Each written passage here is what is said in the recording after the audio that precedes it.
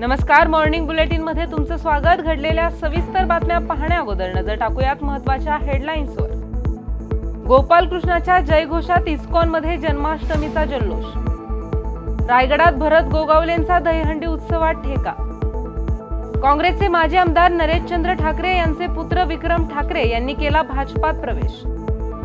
नगरपालिका निवडणुकीसाठी तयारीला लागा, प्रफुल्ल पटेलांचा कार्यकर्त्यांना मंत्र। नमस्कार, मी ऋतुजा आणि आपण पाहताय न्यूज अनकट। महत्त्वाच्या हेडलाईन्स नंतर आता पाहूयात बातम्या विस्ताराने।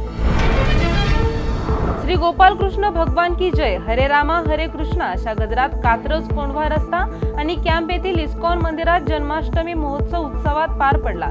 तब्बल 3 लाख भाविकांनी राधाकृष्णाचं दर्शन घेतलं तर हजारो भक्तांनी अभिषेक केला। रत्नजडित पोशाखांमध्ये सजलेल्या राधाकृष्णाच्या विग्रहांचे दर्शन घेण्यासाठी भाविकांनी मोठी गर्दी केली होती। रायगडमधील भरतशेठ मित्र मंडळाच्या दहीहंडी उत्सवात मंत्री भरत गोगावले यांनी गोविंदा पथकासोबत नाचत ठेका धरला। दापोलीचे माजी आमदार संजय कदम आणि मानगावचे माजी नगराध्यक्ष ज्ञानदेव पवार यांनीही उत्सवामध्ये सहभाग घेतला। गोगावले यांच्या पत्नी सुषमा आणि नातू यांनीही उत्सवात रंग भरला। यावेळी गोविंदांचा उत्साह आणि दहीहंडीची परंपरा जपणं गरजेचं आहे असे ते म्हणाले। विक्रम ठाकरे हे काही दिवसांपासून भाजपच्या संपर्कात होते। गेल्या विधानसभा निवडणुकीत महाविकास आघाडीकडून उमेदवारी न मिळाल्याने त्यांनी अपक्ष निवडणूक लढवली होती।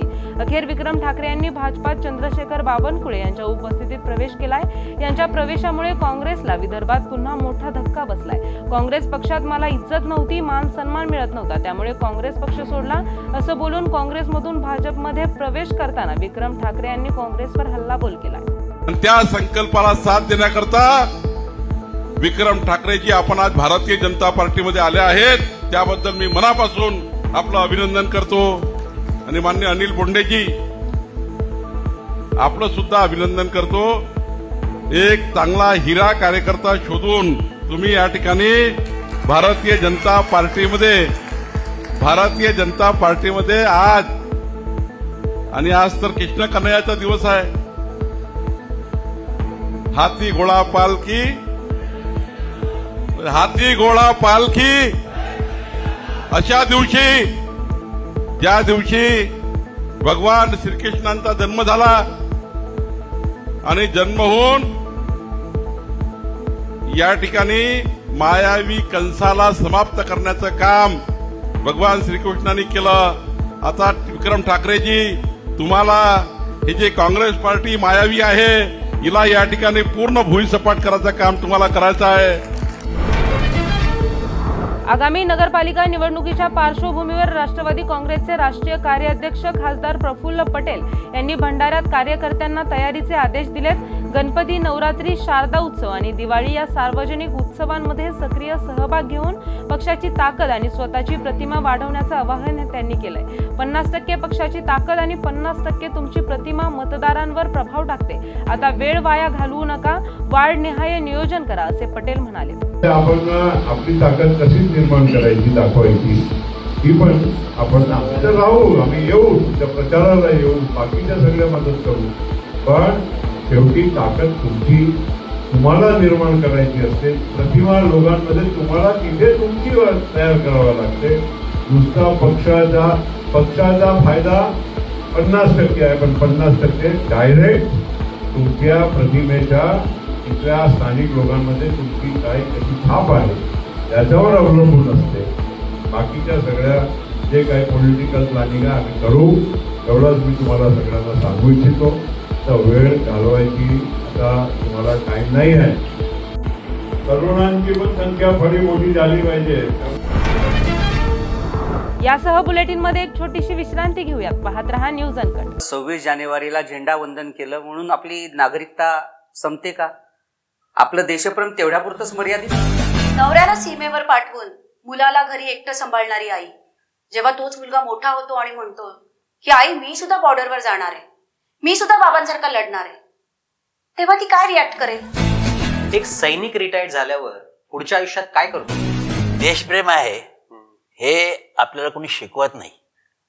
देशप्रेमचे क्लासेस चालत नाही। Army is such a beautiful place where religion is not a barrier. Separation is a part of our life. But आमचं पेन कधी स्टार्ट होतं जेव्हा ते घरात येतात एक दिवस ऑफिस नंतर आणि सांगतात माझा ट्रंक काढ. त्या क्षणापासून ती जी भीती आहे ना ती मी त्याला कधी नाही दाखवली. पण जेव्हा आपण आपल्या हस्बंडचे कपडे टाकतो ट्रंक मध्ये आपल्याला माहिती आहे तो तिकडे चाललाय जिथे काय पण होऊ शकतं त्याच्यासोबत.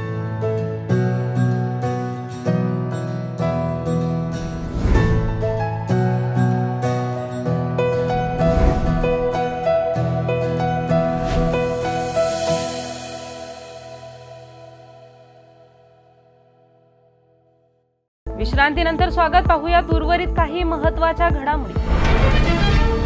कळंब तालुक्यातील खोंदला गावात अतिवृष्टीमुळे झालेल्या नुकसानीच्या पाहणीसाठी आलेले कृषी मंत्री दत्तात्रय भरणे यांना शेतकऱ्यांनी घेराव घातलाय. शेतकऱ्यांना कर्जमाफी मिळालीच पाहिजे अशी घोषणाबाजी करत शेतकऱ्यांनी आक्रमक पवित्रा घेतलाय. नुकसान भरपाई आणि कर्जमाफीच्या मागणीसाठी शेतकरी ठाम राहिलेलं पाहायला मिळालंय. जालना तालुक्यातील पोलीस ठाण्यात मराठा सेवकांची बैठक पार पडली. 27 ऑगस्ट रोजी मराठा आंदोलक मनोज जरांगे यांच्या नेतृत्वाखाली मराठा समाज अंतरवाली सराटीतून मुंबई येथे मराठा आरक्षण आंदोलनासाठी जाणार आहे. या बैठकीनंतर मराठा सेवकांनी माध्यमांशी संवाद साधला. यावेळी 27 ऑगस्ट रोजी जालन्यातून 10,000 गाड्या मराठा आरक्षण आंदोलनासाठी मुंबईकडे जाणार असल्याची माहिती मराठा सेवकांनी दिली. या 27 तारखेला जालना जिल्ह्यामधून जो मराठा समाज मुंबईच्या दिशेनं जो जाणार आहे त्या संदर्भामध्ये त्या ठिकाणी बोलवण्यात आलं होतं आणि त्या संदर्भात सविस्तर चर्चा करण्यात आली व सर्व मराठा समाजाचे जे मराठा सेवक आहेत, मराठा क्रांती मोर्चाचे समन्वयक असतील, सर्वच समाज बांधव या ठिकाणी आले होते आणि 27 तारखेला जे जाणार आहेत सर्व समाज बांधव त्याचे त्यांनी संपूर्ण नोंद घेतली आहे. जालन्यामधून सनी जवळपास 8 ते 10,000 गाड्या जाणार आहेत. कारण प्रत्येक गावागावामध्ये आता गाव बैठका चालू आहेत. त्या बैठकीच्या अनुषंगाने प्रत्येक गावातून 5 ते 10 गाड्या निघतील या आशेनं आम्ही असा आकडा लावला आहे. त्या पद्धतीने त्यांना सांगितलं नियोजन, परंतु त्याही पेक्षा जास्त निघू शकतात असंही त्यांना सांगितलं आहे. बीड लोकसभेचे खासदार बजरंग सोनवणे यांनी केज तालुक्यातील विविध गावांना भेट देऊन अतिवृष्टीमुळे व वादळी पावसामुळे मोठ्या प्रमाणावर नुकसानग्रस्त झालेल्या पिकांची पाहणी केली आहे. शेतकऱ्यांच्या बांधावर जाऊन त्यांनी थेट शेतातील परिस्थिती जाणून घेतली. सोयाबीन, मूग, उडीद, कापूस यांसारख्या खरीप पिकांना मोठ्या प्रमाणावर फटका बसल्याचं त्यांनी पाहिलंय. पिकांच्या झालेल्या या नुकसानीमुळे शेतकरी हवालदिल झाले असून त्यांची चिंता पाहून खासदार सोनवणे यांनी शेतकऱ्यांना धीर दिलाय. सरकारकडे योग्य तो अहवाल सादर करून तातडीने पंचनामे करून शेतकऱ्यांना मदत मिळवून देण्यासाठी प्रयत्न केले जातील अशी ग्वाहीही त्यांनी दिली. यासह बुलेटिन मध्ये एक छोटीशी विश्रांती घेऊयात. पाहत रहा न्यूज अनकट. पावसाळ्यात परफेक्ट मेमरीज क्रिएट करा अंधारबन फार्म्स अँड रिसॉर्ट्सच्या अमेझिंग पॅकेजेससह. Deluxe rooms, comfortable stay, tasty breakfast, high tea snacks आणि डिनर फक्त 1500 पर पर्सन. कपल्ससाठी खास deck rooms, perfect nature view सह रिलॅक्स करा फक्त 3,300 मध्ये. ॲडव्हेंचर्स प्रेमींसाठी आहे स्टे आणि अंधारबन ट्रेक फक्त 1700 पर पर्सन. अधिक माहितीसाठी आजच संपर्क करा आणि इन्स्टा पेजला फॉलो करा. विश्रांतीनंतर स्वागत. पाहूयात उर्वरित काही महत्त्वाच्या घडामोडी. Everest base camp, Kilimanjaro, mount Elbrus ही शिखरे म्हणजे गिर्यारोहकांसाठी आव्हानच असतात. परंतु ही तिन्ही आव्हाने अवघ्या 13व्या वर्षी पार करण्याची आश्चर्यकारक कामगिरी साताऱ्याच्या धैर्या ज्योती विनोद कुलकर्णी हिने साध्य केली आहे. साताऱ्यातील धैर्या ज्योती विनोद कुलकर्णी हिने उणे 14 अंश सेल्सिअस तापमानात तब्बल 5,642 मीटर उंचीचं शिखर सर करण्याची किमया करत साताऱ्याची मान जगात उंचवली आहे. धैर्याच्या या उत्तुंग कामगिरीचं आता सर्वत्र कौतुक होत आहे.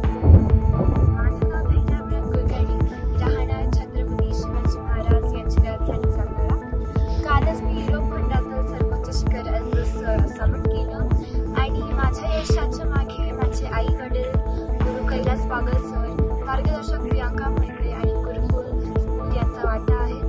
आज मला माझ्या भावना व्यक्त करायला मला शब्द नाही, पण जेव्हा मी एल्ब्रुस समिट केला जेव्हा 7 पॉईंट होते त्यावेळेस आय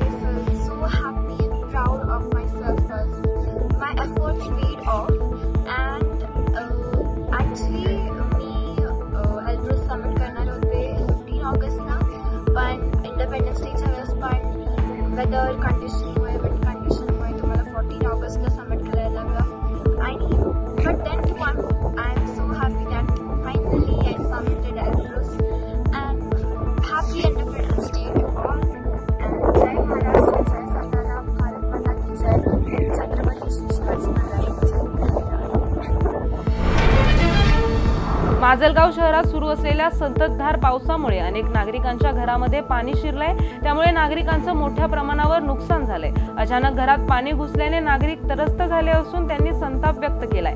नागरिकांनी रस्त्यावरील पाण्यात उतरून माजलगाव प्रशासन होश में आओ अशा घोषणा देत प्रशासनाचा निषेध नोंदवला।